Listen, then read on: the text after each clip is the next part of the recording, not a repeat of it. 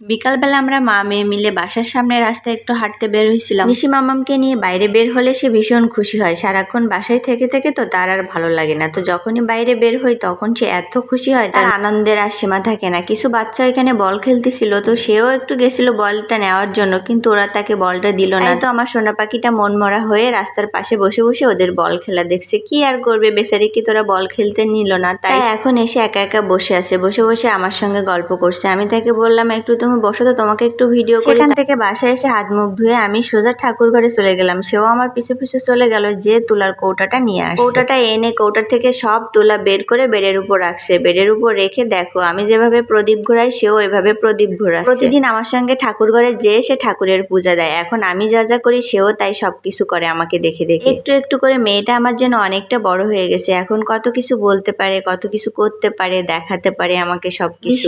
একটু একটু করে বেড়ে ওঠা আমার অনেকটা ভালো লাগে। দেওয়ার পরে আমরা মা মেয়ে মিলে একটু খেয়েছিলাম। তারপর দেখি হঠাৎ করে তোমাদের দাদাভাই বাসায় চলে আসলো, হাতে করে কিছু কাঁচা বাজারও নিয়ে আসলো। বাজারের ভিতরে পাতাকপি নিয়ে আসছে, পটল, আলু, মূলা আর একটা বড় সাইজের লাউ নিয়ে আসছে। এইখানে শাকসবজির প্রচুর পরিমাণে দাম। মূলা 80 টাকা করে কেজি নিছে, আর পাতাকপি 90 টাকা করে কেজি নিছে, আর লাউতে হাত দিলে 100 টাকা। সঙ্গে বেগুনও নিয়ে আসছিল, তোমাদের সঙ্গে বলতে তো ভুলে গেছি। তারপরে রাত্রিবেলা এখন তারা বেগুন ভাজি খাবে বাবা আর মেয়ে মিলে, তাই তো বেগুন কাটতে বসে গেছে। আর আমাকে বললো ঝাল পেঁয়াজগুলো কাটো। আর এদিকে দেখো আমি ঝাল পেঁয়াজ কাটা বাদ দিয়ে তাদের বেগুন কাটার ভিডিও করাতে ব্যস্ত। আমার মেয়েটা কিন্তু আমাদের কাজ করাতে ভীষণ হেল্প করে। আমরা দুজনই যে কাজ করি না কেন সে সবসময় আমাদের সঙ্গে সঙ্গে থাকে, আমাদের পিছু পিছু থাকে, আর আমাদের প্রতিটা কাজে হেল্প করে। ঘরে যদি এরকম একটা হেল্পিং হ্যান্ড থাকে তাহলে কাজ এগোনোর বদলে কাজ সব পিছায় যাবে, সবকিছু কাজ ঘোলায় যাবে। বেগুন কেটে তোমাদের দাদাভাই দেখো এদিকে বেগুন ভাজাও শুরু করে দিছে। আর আমার মেয়েটা কি করছে, ওর বাবার প্যান্টের পকেটে চকলেট আছে কিনা সেইটা চেক করছে। বাবা বাসায় আসার পরে প্রতিদিন ও প্যান্টের পকেটে জামার পকেটে হাত দিয়ে দিয়ে ওইভাবে চেক করে যে চকলেট আছে কিনা। এখন রাত 10টা বাজে আর আমি এখন জলপাইয়ের আচার তৈরি করব। তো জলপাইগুলো নিয়ে আসছিল সকালবেলা। এখন যদি আচার তৈরি না করি তাহলে কালকে আসতে আসতে তো জলপাইগুলো নরম হয়ে যাবে। জলপাই টাটকা থাকতে থাকতে আচার তৈরি করলে তো সেই আচারটা খেতে আরো বেশি টেস্টি হয়। এই জন্য আমি ভাবলাম এখন রাতের বেলা যেহেতু হাতেও সময় আছে আর তোমাদের দাদাভাইও বাসায় আছে, নিশিকে একটু দেখতে পারবে, তো আমি আচারটা তৈরি করি। আমার হাতের জলপাইয়ের আচার তোমাদের দাদাভাই ভীষণ পছন্দ করে, তো বিশেষ করে ওর জন্য আমি আচারটা তৈরি করি। আমি তত একটা খেতে পছন্দ করি না, ওর জন্য জলপাইয়ের সিজন এলে আমি জলপাইয়ের আচারটা তৈরি করি। অন্যান্য আচারের থেকে জলপাইয়ের আচারটা একটু বেশি টেস্টি লাগে আমার কাছে মনে হয়। তোমরা কারা কারা জলপাইয়ের আচার খেতে পছন্দ করো অবশ্যই আমাকে কমেন্টসে বলে দিও। তোমরা যারা যারা এতক্ষণ না টেনে আমার ভিডিওটা দেখছো তাদেরকে অনেক অনেক ধন্যবাদ। ভিডিও ভালো লাগলে অবশ্যই একটা লাইক এবং কমেন্টস করে দিও। তোমরা সবাই ভালোবেসে আমার পেজটিকে ফলো করে আমার পাশে থেকো।